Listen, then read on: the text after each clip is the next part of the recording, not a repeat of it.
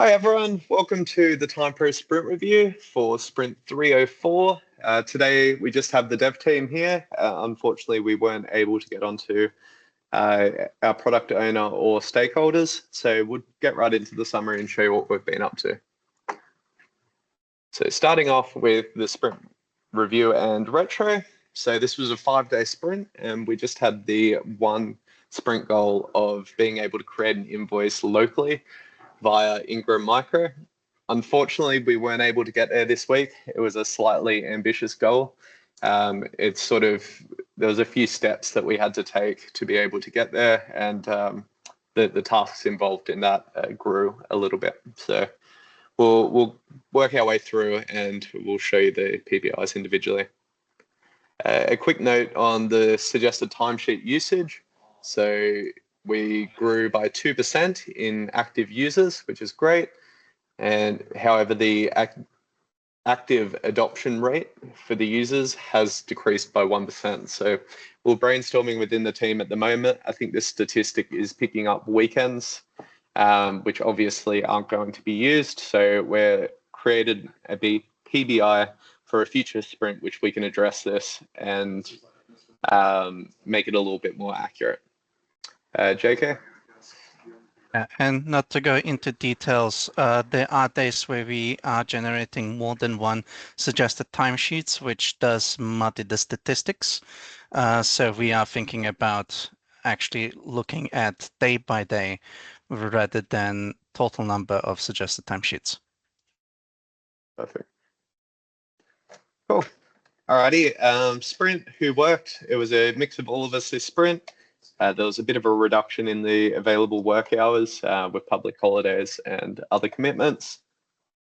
However, the PBI sprint backlog, we can see we were still able to make solid progress. So majority of the PBIs were able to be complete with the exception of the invoice command handler and also a CRM button for the edit pages, which are being carried on to the next sprint. If we quickly go into details, these two bugs up the top here were sparked by John's issues that he had with both receipting and access to staging, both of which have been resolved. The receipting is got another unit of work to be brought into the next sprint. However, we are now allowing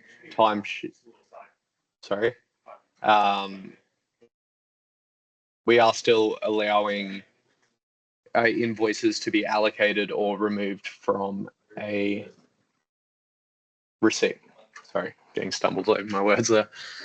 Okay, in terms of the Ingram Micro work, we've been able to make a fair bit of progress. So the product sync between TimePro and Ingram Micro, we now have a new product category and a product category group, which we can populate with Ingram Micro products on the fly. The UI and domain logic has been added for the admin page, so we're able to, on a tenant basis, spin up a new integration and be able to manage the reports at the moment. We've got two PBIs here for the feature toggle. So one of them was just merging in the entire feature toggle into TimePro staging and production. And then the next one was implementing it for Ingram Micro. So this is both live on all environments. The client sync pop-up dialog, Sam has added into the UI when the feature is enabled. So now we're able to associate a Ingram Micro customer with a TimePro client or just create a new customer based on the TimePro client. Scheduling service, we just had to verify that something was working, which we have. Great, we're able to tick that off. And then we've got a couple of little UI fixes there.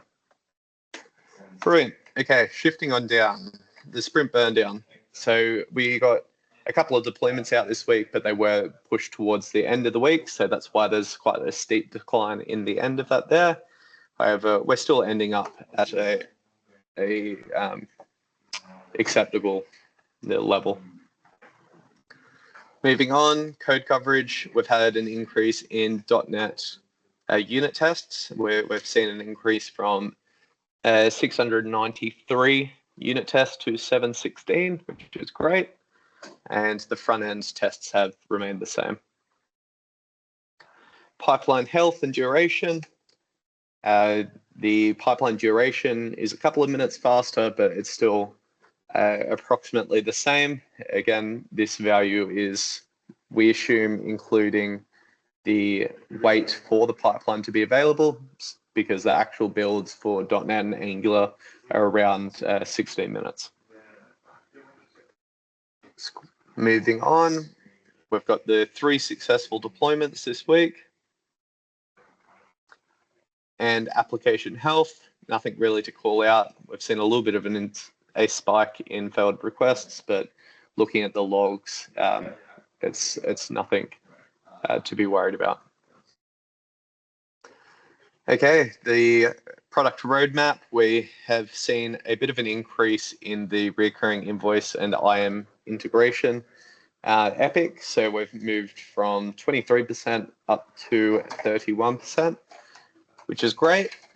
Keep in mind, this is including 2 features. One is the MVP, and then the other one was the original backlog. So in terms of actually reaching our MVP, we're a lot closer. R&D, so it's the same as last week with Ingram Micro API and the feature toggling.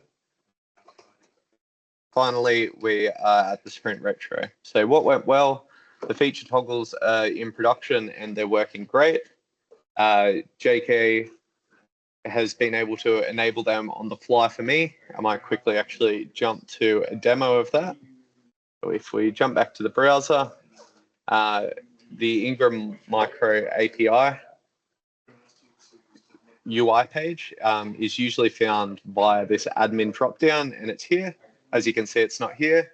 If JK enables that for me. I just enabled, and you can refresh the page. Brilliant. If we refresh now and go into the admin, we can see we've got Ingram Micro, and we can step into this page. Brilliant.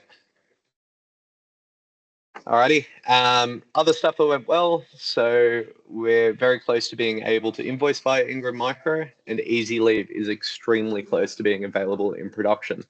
We could start this production testing as early as next week, and this will be a great example of our new feature toggling system. So we can activate it for certain individuals in the company who have more involvement with this feature.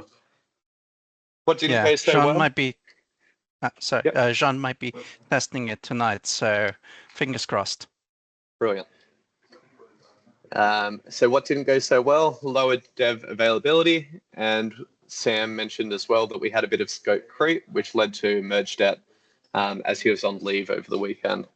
So an improvement for next week, which will address this, is to either hand over the card before leave or create PBIs if the scope increases, just so that we're not extending on the current ones and drawing out the content in the sprint. Cool. Alrighty, jumping over to the forecast. So this is going to be another 5-day sprint, and the sprint goal will remain the same. We want to be able to create an invoice locally with Ingram Micro.